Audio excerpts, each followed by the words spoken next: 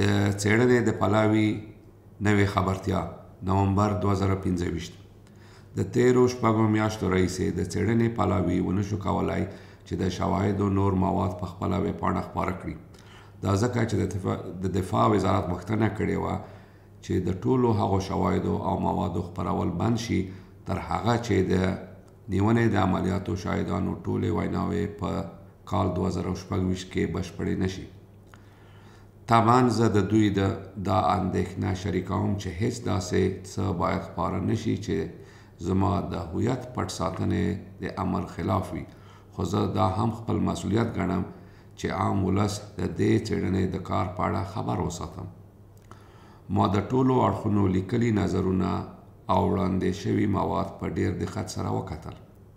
ما اوس پریکړه وکړه او ما د دفاع وزارت غوښتنه رد کړه، ځکه زه پوره ډاډمن یم چې هغه اندېښنې چې وزارت څرګنده کړي دي مخکې له مخکې د څېړنې د پلاوي او د دفاع وزارت د ټیمونو لخوا د لنډیز او سانسور په بهیر کې په سمه توګه په پام کې نیول کیږي.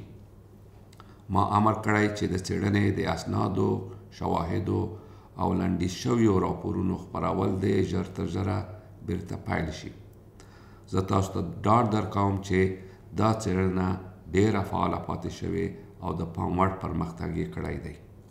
نور جزئیات د تازه راپور په بڼه زموږ په ویب سایټ کې شته.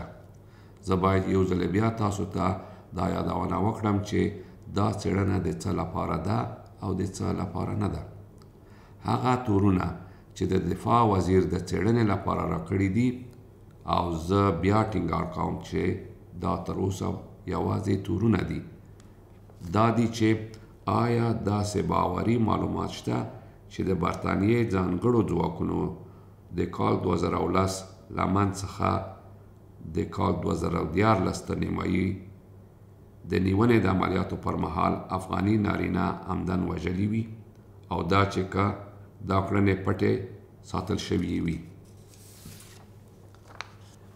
دا څېړنه د جګړې د ګډوډۍ او پیچلتیاو په اړه نه ده او نه هم د جګړې د شیبو د پریکړو په اړه.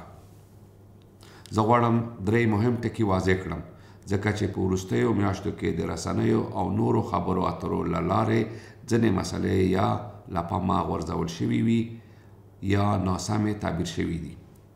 لومړی، دا تورونه په اصل کې د برطانیې ځانګړو ځواکونو خپلو سرتیرو لخوا راپور شوي وو او له خپلو نورو ملګرو سره یې شریک کړي وو. همدا خبره یوه مهمه وجه وه چې دا عامه څېړنه پیل شوه تر څو ټولې ادعاوې په پوره ډول وڅېړل شي. د ځانګړو ځواکونو د شکایتونو شواهد له اصلي ګډونوالو سره شریک شوي دي. د څېړنې پلاوی په دا شواهدو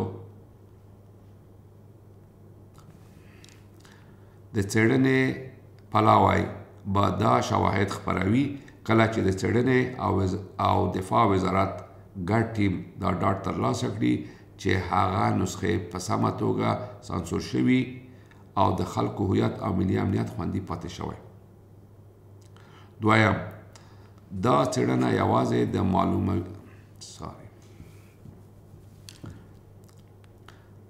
د څېړنې پلاوی به دا شواهد خپروي کله چې د څېړنې او دفاع وزارت ګډ ټیم دا ډاډ ترلاسه کړي چې هغه نسخې په سمه توګه سانسور شوي دي او د خلکو هویت او ملي امنیت خوندي پاتې شي.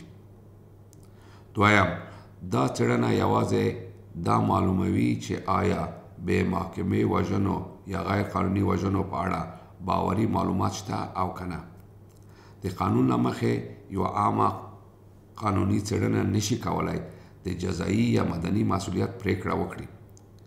نو دا څېړنه جزایي تحقیق نه دی، دا یوازې د موجودو شواهدو ارزونه ده څو حقیقت روښانه شي. د څېړنې د واکونو له مخې دا امکان شته چې که اړتیا وي موضوعات نورو ادارو ته د لا زیاتې څېړنې لپاره واستول شي. زه پر څرګنده ډول وایم چې تر هغه مهاله به هیڅ ډول پایله نه وړاندې کوم تر څو پورې چې ټول شواهد ونه ګورم او د ټولو اړخونو خبرې وانه ورم. دریم، زه ټینګار کوم لکه څنګه چې د پوځ لوړ پوړو مشرانو هم ویلي، دا څېړنه باید په پوره دقت او صداقت ترسره شي څو دا څرګنده شي چې آیا په دې تورونو کې رښتیا شته او که نه.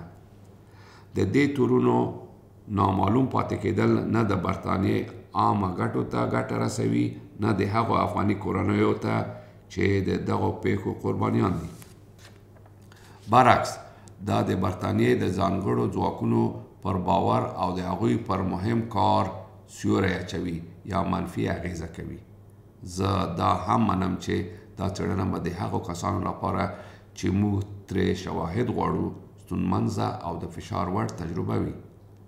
خو د څېړنې دقیق او معتاد بهیر د کومې ځانګړې پایلې لپاره نه بلکې د حقیقت موندلو لپاره ترسره کیږي څو نورې اوازې شکونه او ناسمې کیسې بیا د کلونو وروسته راپورته نشي. تر اوسه هم دا ډیره مهمه ده چې که هر څوک کوم شواهد یا معلومات لري چې زما سره مرسته کولی شي باید مخکې راشي. تاسو کولی شئ دا کار مستقیما او په محرم ډول د څېړنې له دفتر سره او یا د دفاع وزارت سره په اړیکه نیولو ترسره کړئ. د خوندي تماس تفصیلات زموږ په ویبپاڼه کې